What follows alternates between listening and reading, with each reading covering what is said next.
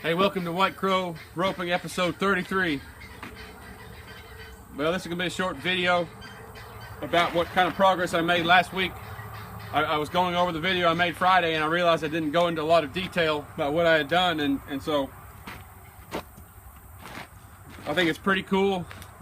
I made some progress. So when I started out, I watched a video on the Power Team Ropers Facebook page. There was Matt Sherwood roping his dummy after the rodeo, and man, he was feeding and swing, one swing and throw, and it looked easy and it looked snappy, and he was throwing one coil, so I figured I'd have to try that, because I've had trouble in the past of, with my first swing and getting my rope going smoothly. So I tried it Monday and it was not pretty, but I kept working at it, and like I say, I could feel myself making progress all week, and I got on my horse and was working on it on the sled, just standing still. And yesterday was Monday, and I finally got my wife to pull my sled around, and I was probably 70% feed, swing, throw a coil. Now there's a couple times when I split the horns because I let my eye off my target, and I'm just getting used to trying to throw a coil every time, just practicing. But I know what I was doing yesterday, and then when I just roped this dummy here on the ground for a minute. I know that a week and a half ago, I could not do that, and I haven't watched what I just did. I'll splice that into the video, and I'll be able to voice over, see where I maybe can. It wasn't bad. I kind of got my footwork off a little bit, but like I say, I couldn't have done that anyway 8 or 10 days ago. So it's pretty cool to make some tangible progress when you work hard for so long at something. And maybe it should be easy. I don't know. Maybe I've made it too hard on myself. One thing I realized too when I was roping the sled last week, when I split the horns a couple times, and I just kind of had some clarity of thought in that. I got a friend, when I've been roping some pretty wide horns, and I kind of got in a rut splitting horns there for a while. This has been, several weeks ago, and so I think I'm over it. But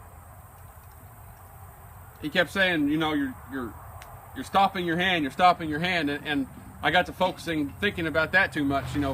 Quit stopping your hand, keep your hand moving. And if I thought about it at the right time and really followed through over here, for sure it was better. But I remember when I was in Arizona and shotgun passing, every time I split the horns, he'd say, "Where are you looking?" He kind of holler. If he was running the steer with me or just watching from the side, somehow he could tell if I looked away or I got distracted. I don't know what he saw that I was doing, but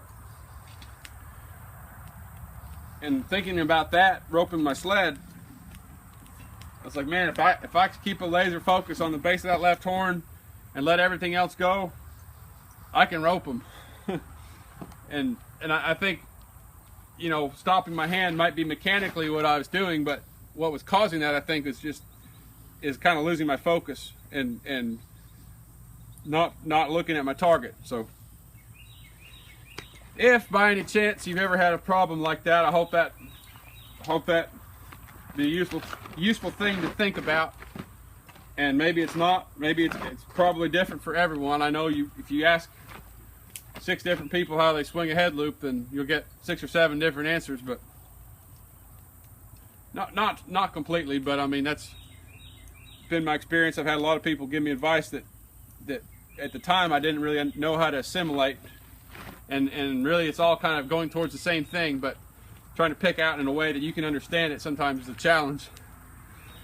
Anyway, today's Tuesday. Tomorrow we're leaving to Taleqhah, Oklahoma. We're going to my wife and kid and I have had tickets for several months. We're going to the Medicine Stone Music Festival. So if by any chance you happen to see this video before Thursday, Friday, Saturday, we'll be there. So look me up. I'll have my fiddle and hopefully be able to do some late night picking and grinning at the campsite.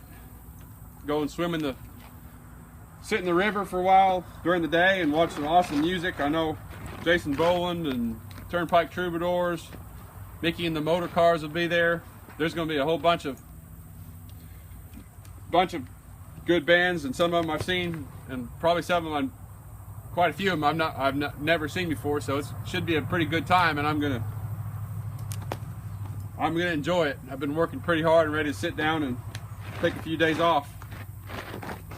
But then the week after that, it's gonna be back in the swing. I'm gonna get 5 good days of practice in. I'm gonna try that carnivore diet again for most of a week. See how much progress I can make for that Saturday and Sunday. I'm going down to Ben Gambrell's again for a clinic, so I'm really looking forward to that and seeing what I can get done. But anyway, thanks for watching this far, and please like, comment, and share if you liked it. Help me out, build this channel up a little bigger. So I will talk to you next week. Thank you.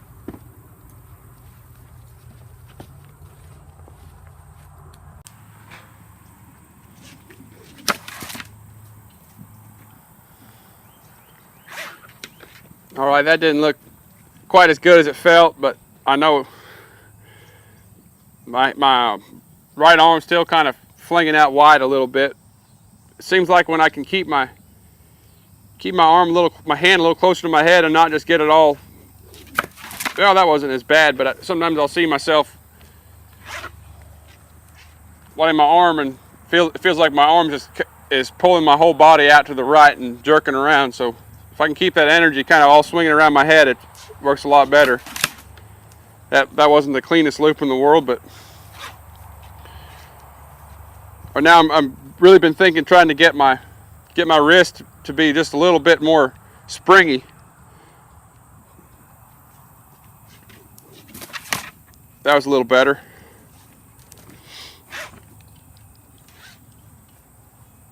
Like I say, this is real time, watching myself and learning.